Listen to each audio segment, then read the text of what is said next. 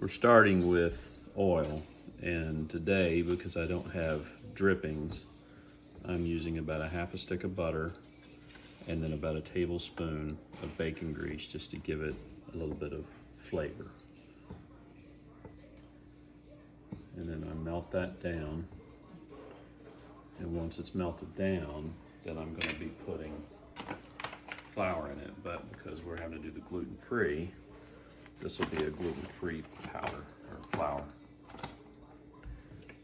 And I don't know how well that particular brand will thicken. If it doesn't thicken quite right, then we'll just add cornstarch after the gravy's made to thicken it just a little bit. But when you do that, you have to be sure to have mixed the cornstarch with cold milk and then add it gradually while you're stirring so that you don't lump your gravy. If you just dump cornstarch in there, it's pretty easy to get it all lumpy. Then you wind up trying to get all that out.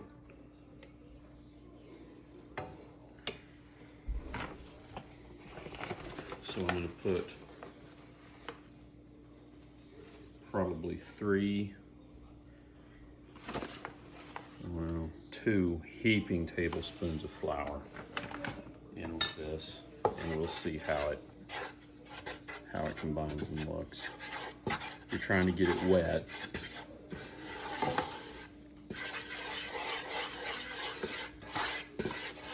And then what you're going to do, just like making any kind of gravy, you're going to cook this. You spread it, mix it, and you're going to let it cook. So that's about it. It's the consistency of, I don't know, pancake batter maybe. And I like to just spread it out, let it cook. And ordinarily with flour, what you're doing is you cook it to release the glutens to actually thicken the gravy. But with a gluten-free, it's got cornstarch in it, is how it will thicken. So the main reason you're cooking this is to brown it to kind of release that nutty flavor. Because if you just dump milk in this, it'd probably work, but it won't taste right. So you actually want to cook it until it starts to brown. And you can see it and you can smell it. You have to stir it to keep it from sticking to the bottom. You don't want it to burn. As it heats, it'll thin. And it'll get pretty thin. Any gravy does that.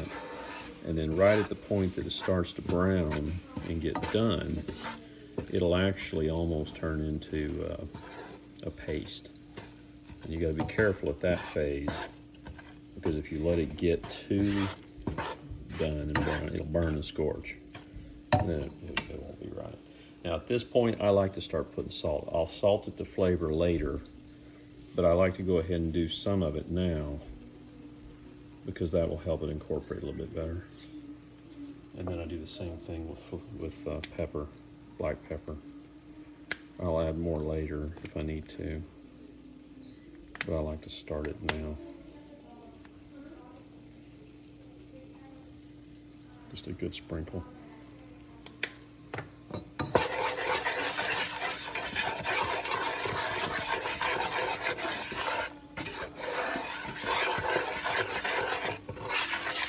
You can already see some of it trying to turn color.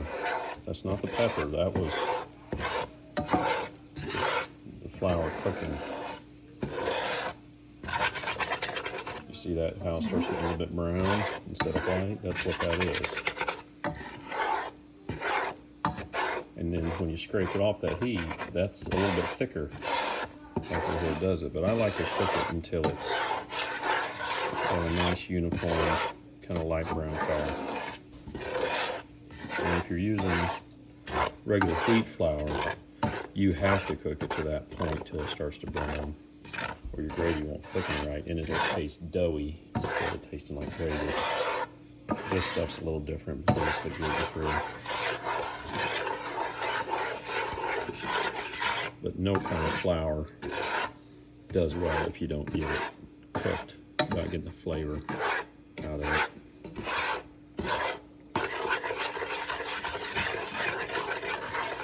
see how it's changing color? You got to keep it moving or it'll scorch. Again, we're still on medium heat.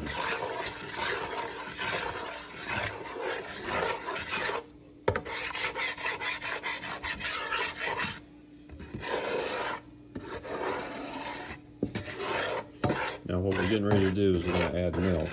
And when you add that milk, you've got to add almost all of it.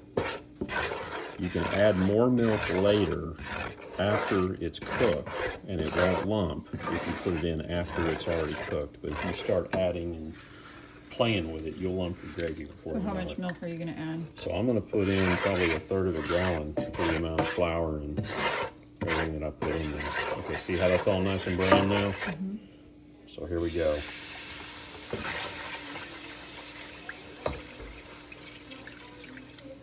There, it's about 1/3 of a gallon.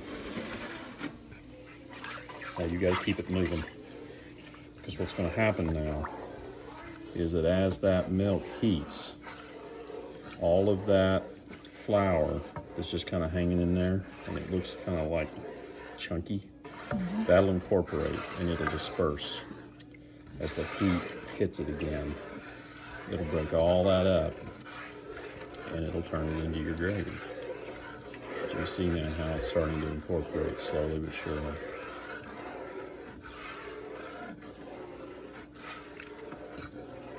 And you're going to cook this until that gravy boils.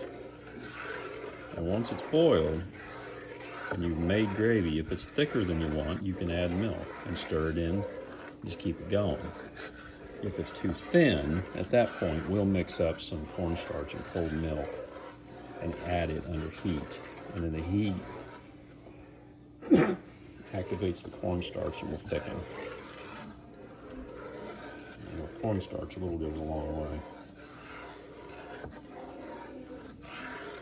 I don't know how much cornstarch is in this gluten-free flour, or I'd have a better idea of what being on it, but we'll see how it acts. See how it's incorporating now? Yep. You just leave it under the heat and let it cook.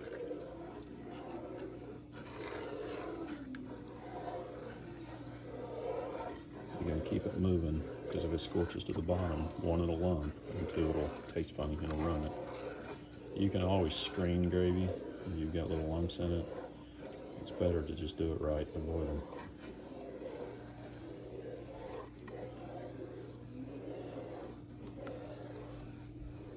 Well, I can tell that that's starting to thicken a little bit.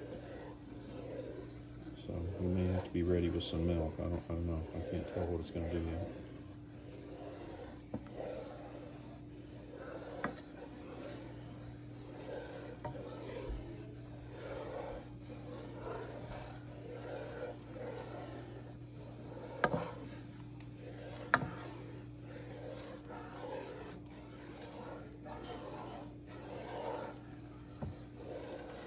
You can tell it's thickening because when I drag that spatula through it, see how it separates a weight behind it, exposes the pan? It won't do that if it's not thickening.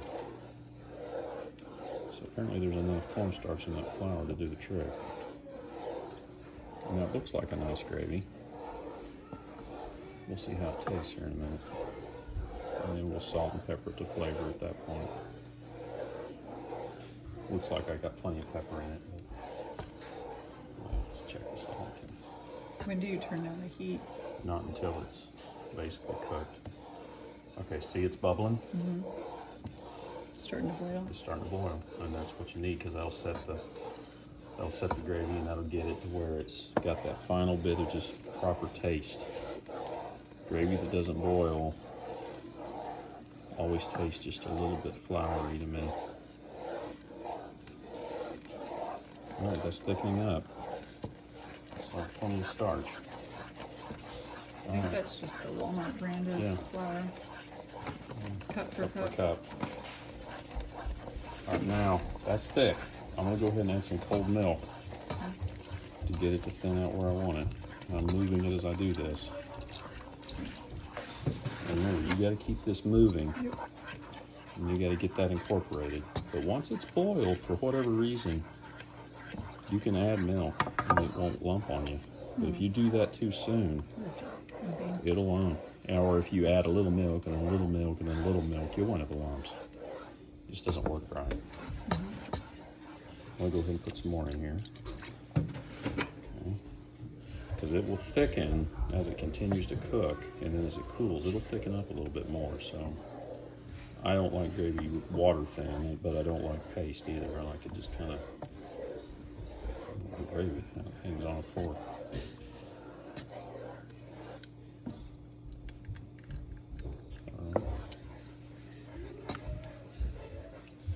It is.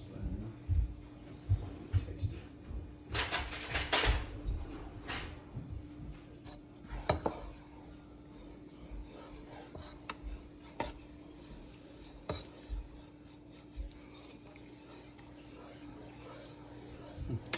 Tastes pretty good. Just some salt. So now you just salt it and get it to flavor.